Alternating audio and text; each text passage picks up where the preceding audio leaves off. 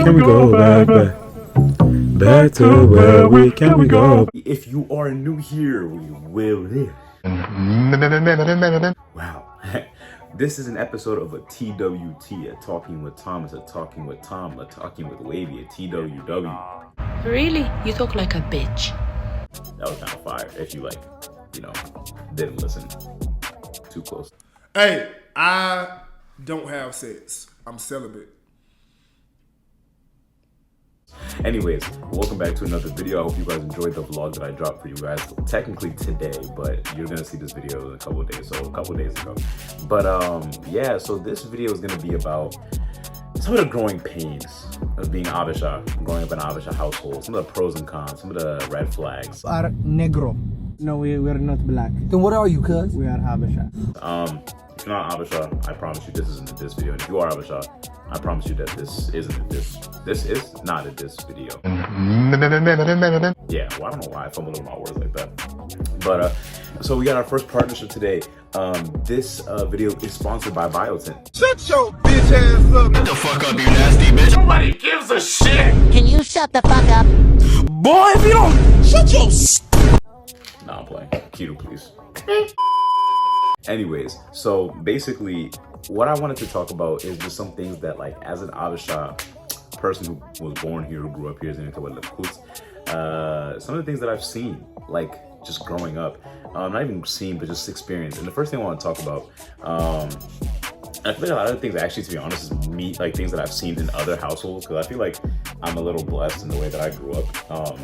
That, like, a lot of things that I can see that it's happened before, but it really, like, you know, me and my family are low-key on the up and up, I guess. I don't know. Like, I don't know how to explain it. But the first thing will probably be just, like, household can get toxic at times. I have heard a lot of stories, and, like, correct me if I'm wrong, about, like, really strict, like, rules growing up. Like, I'm talking about, I mean, this really applies to a lot of black kids, or just, like, even African kids who are, like, you know, have family that went there, came here, you know, I worked really hard, I left my country for you type of stories. And, like, the guilt that, like, parents sometimes try and put on you for being, you know, raised in a different, like, a separate country from where you're actually from. And then it's like, you know, I used to walk so-and-so miles to school, A, B, C, D, so why can't you get an A in AP Calc? And, like, I understand, like, yo, like, you had to walk to school 3 miles, 4 miles, I really don't care. But my thing is that I feel like different problems in different situations weigh differently. And I feel like it's a lot harder to compare walking to school or, like, leaving a country to come to another country to provide for your family, because, you know, it's hard to say, oh, well, one's harder than the other. shut your Well, wow. One is harder than the other because both at the same time affected you in, you know, different time points in different lives in different time periods. Wow, that was whatever that was. But yeah, so, like, I feel like because of that, and as a result of, like, you know, that just, it happens to be that parents don't understand what, like, kids are going through. And I feel like, you know, a high school test might be, like, just as hard as the parent walking to school, because of just the fact that, you know, I'm growing up with a different mindset or a different situation than you were. In that moment in time, you're walking to school, or you're whatever, anything that was you leaving your country was a lot different than my test, or even, like, stuff like social issues, like friend group issues or friend issues, or like I don't even know, like, girlfriend issues in high school, or, like, even now, like, stuff like that. It's harder for, like, people, for parents, or, like, Habesha people, let me just say Habesha people, but it doesn't really apply to, like, parents in general, for them to understand what people are going through, because of the fact that, you know, for them it's just not as significant.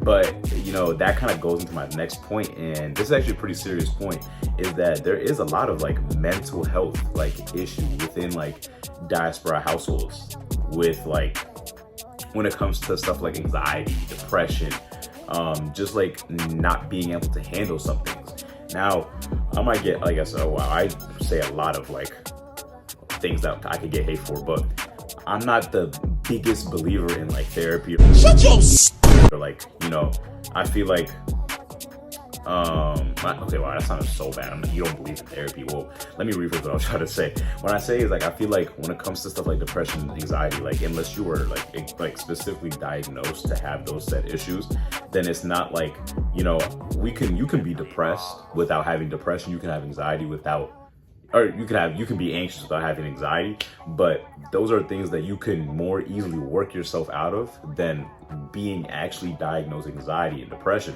So my whole point in saying that is like, when it comes to households, when it comes to Habesha diaspora households, I feel like, yeah, they're like, you know, your parents are right. Sometimes it's like, oh, like, why are you sad about that? ABCD, you know, it's not that big of a deal. But at the same time, when you keep telling somebody, yo, your problems aren't significant, your problems aren't whatever, ABCD, you're sometimes digging the hole for them and then throwing them into that hole. So that's when you really see people get diagnosed with like a lot of issues, and like people start drowning in their own misery because of stuff like that, where I tell you, like, you know, people are telling you, yo, it's not that big of a deal. And then you kind of try and trick yourself that, yo, it's not that big of a deal. And then one of my teachers always used to say, like, when you keep all your emotions bottled in for too long of a period of time, you're going to end up exploding later. So that's what a lot of people end up doing. They end up releasing all of that emotion in one go. And sometimes, you know, God forbid that's suicide. God forbid that's, you know, hurting yourself. So, and I see that in a lot of Habesha communities, and we want to avoid that. You know what I'm saying? We want to promote healthy environments, not toxic environments. That goes back to my first point in saying, like, yo, like as Habesha people, our household is continuing, because, you know, my generation is the next generation of like parents and stuff, and we need to enforce and promote like healthy relationships with our kids and healthy relationships with not even just kids in general, just with people. You know what I'm saying? Like, I feel like it doesn't necessarily just need to be with your kids. I feel like, you know, the Habesha community as a whole is judgmental.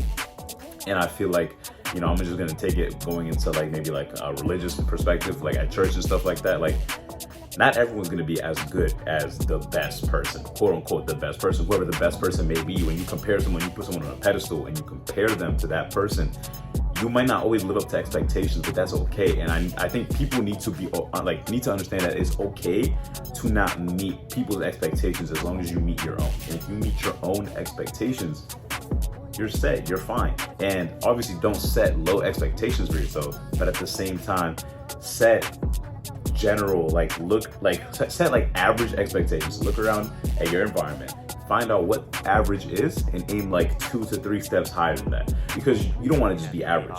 If you're average, then you're mid, basically. So you're just mid.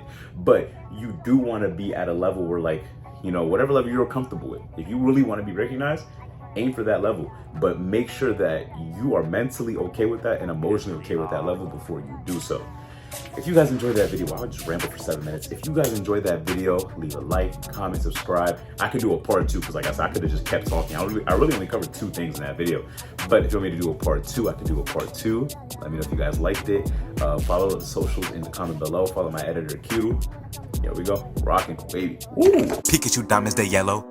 Indian plug, you my fellow. Indian plug, you my tello.